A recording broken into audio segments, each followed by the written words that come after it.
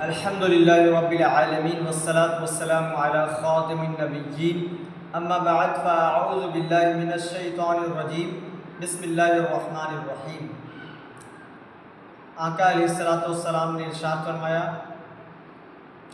تم جہاں بھی ہو مجھ پر درود پڑھو، بے شک تمہارا درود مجھ تک پہنچتا ہے۔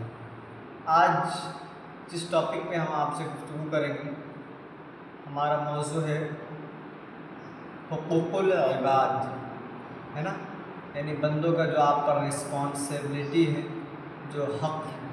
انشاءاللہ اس موضوع پر ہم کچھ معاشرے کے تعلق سے روشنی ڈالنے کی کوشش کریں گے، اور معاشرہ امن کا گہوارہ کب بنے گا، یہ بھی ایک بہت بڑی بات ہے۔ معاشرے امن کے گہوارہ تب بنیں گے جب ہم معاشرے میں حق کو اپنا ادا کریں گے۔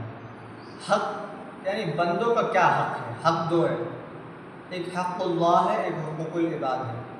تو حقوق العباد کا مسئلہ جو ہے وہ بہت سخت ہے، یعنی لوگوں کا آپ پر جو حق ہے، یعنی آپ نے کسی سے 2.5 لاکھ روپیز لیا ہے، تو آپ کو اس نے وقت دیا، آپ کو پھر اسی وقت مقررہ پر اس پیسے کو لوٹانا ہے، اس پیسے کو ادا کرنا ہے۔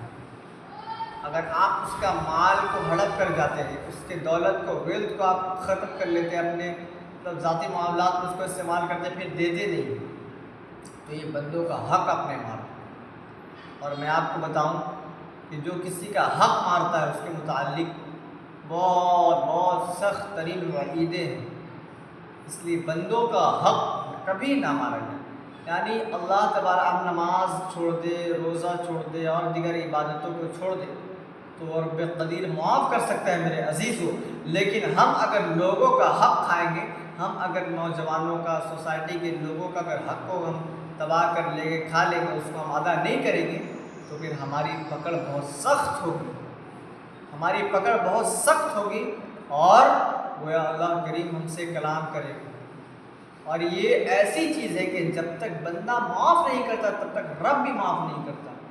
سمجھ میں آ رہی میری بات؟ تو اس لیے میں سب سے ریکویسٹ کروں گا، اپنے دل پہ ہاتھ رکھیں اور سوچیں کہ زندگی میں کتنے لوگوں کو میں نے دھوکہ دیا ہے، زندگی میں کتنے لوگوں کا مال کو ہڑپ کر لیا۔ بہت سارے ایسے لوگ ہیں، پیسے کے معاملات میں بھی ہوتا ہے اور دیگر چیزوں کے معاملات میں ہوتا ہے۔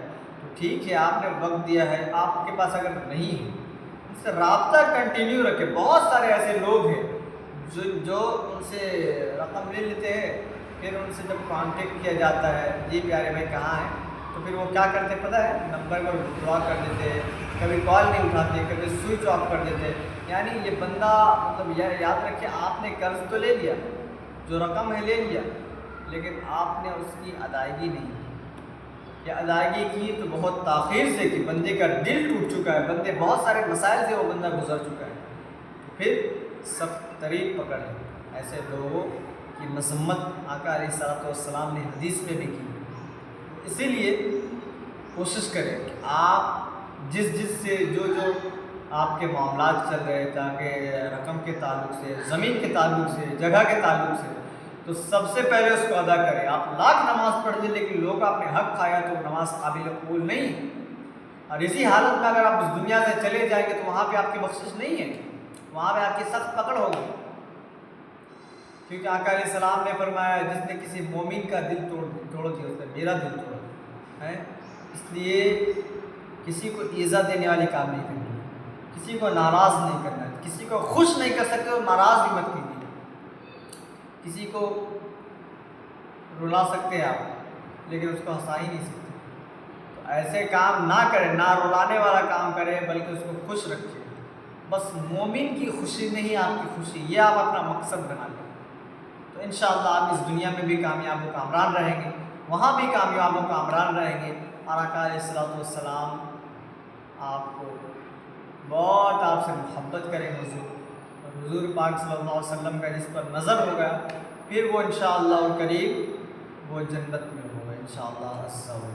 اس لیے بندوں کا حق کو ادا کریں، حقوق العباد کا خیال رکھیں، چاہے وہ ماں باپ کا آپ پر جو حق ہو، بچوں کا جو آپ پر حق ہے، فیملی کا، کاروبار کا، جن کا جو حق بنتا ہے وہ آپ اس کو ادا کریں، اور قرض لینے سے بچیں۔